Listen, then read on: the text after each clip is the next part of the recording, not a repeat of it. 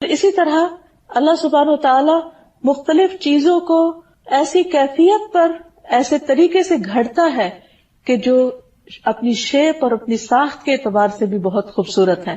تو اللہ سبحانہ و تعالی جو الخالق، البارئ اور المصور ہے، اللہ کی یہ صفت قرآن مجید کے علاوہ حدیث میں بھی بیان ہوئی ہے. زر رضی اللہ عنہ سے مروی ہے، انہوں نے کہا کہ علی رضی اللہ عنہ نے فرمایا، والذی فلق الحبۃ وبرأ النسمۃ، قسم ہے اس ذات کی جس نے دانے کو پھاڑا اور جس نے جان بنائی، یعنی روح پیدا کی. رسول اللہ صلی اللہ علیہ وسلم نے مجھ سے عہد کیا تھا کہ مجھ سے مومن ہی محبت کرے گا اور مجھ سے منافق بغض رکھے گا. یعنی حضرت علی رضی اللہ تعالیٰ عنہ کے بارے میں فرمایا کہ جو مومن ہوگا وہی ان سے محبت کرے گا.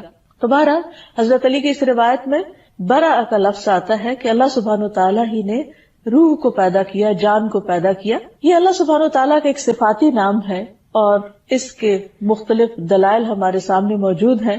سب سے پہلی بات تو یہ کہ اللہ سبحانہ تعالیٰ ہر نقص اور ہر عیب سے پاک ہے.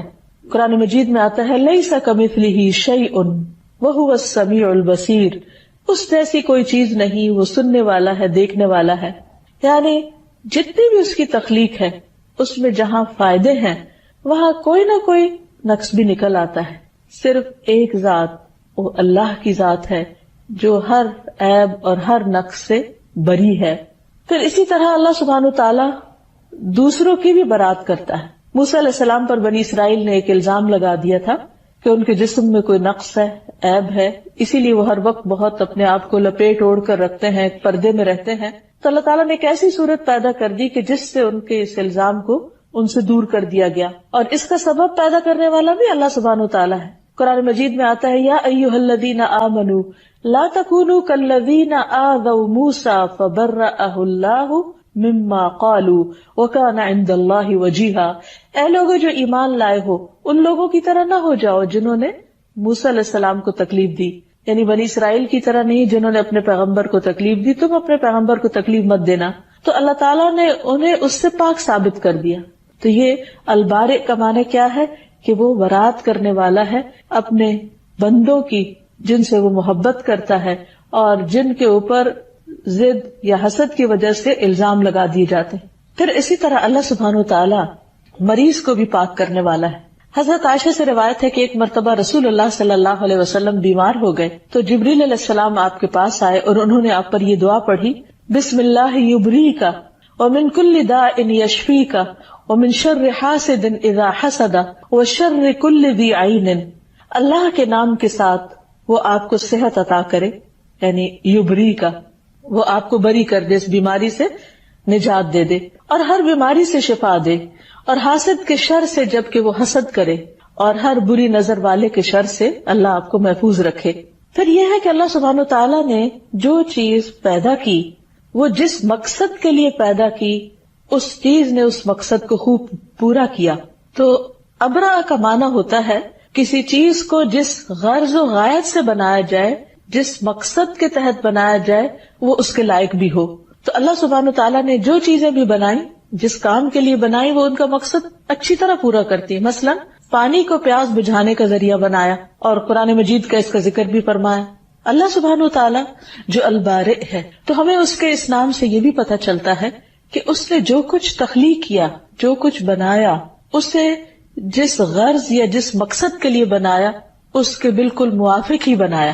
یعنی جس بھی چیز کو بنایا، اس کو جس کام کے لیے بنایا وہ اپنا کام پوری طرح ادا کر رہی ہے. مثلا پانی کو پیاس بجھانے کا ذریعہ بنایا. قرآن مجید میں اللہ تعالیٰ فرماتے ہیں وَمَا يَسْتَوِي الْبَحْرَانِ هَذَا عَذْبٌ فُرَاتٌ سَائِغٌ شَرَابُهُ وَهَذَا مِلْحٌ أُجَاجٌ وَمِن كُلٍّ تَأْكُلُونَ لَحْمًا طَرِيًّا وَتَسْتَخْرِجُونَ حِلْيَةً تَلْبَسُونَهَا وَتَرَى الْفُلْكَ فِيهِ مَوَاخِرَ لِتَبْتَغُوا مِن فَضْلِهِ وَلَعَلَّكُمْ تَشْكُرُونَ.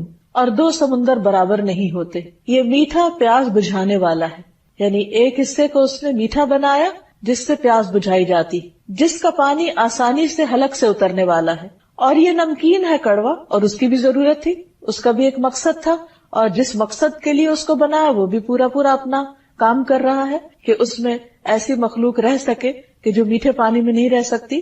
اور ہر ایک میں سے تم تازہ گوشت کھاتے ہو اور زینت کا سامان نکالتے ہو جو تم پہنتے ہو، اور تو اس میں کشتیوں کو دیکھتا ہے، پانی کو چیرتی ہوئی چلنے والی ہیں، یعنی سمندر اس لیے بھی بنائے کہ اس کے اوپر سفر کیا جا سکے، کشتیاں چل سکیں، تاکہ تم اس کے فضل میں سے حصہ تلاش کرو اور تاکہ تم شکر ادا کرو.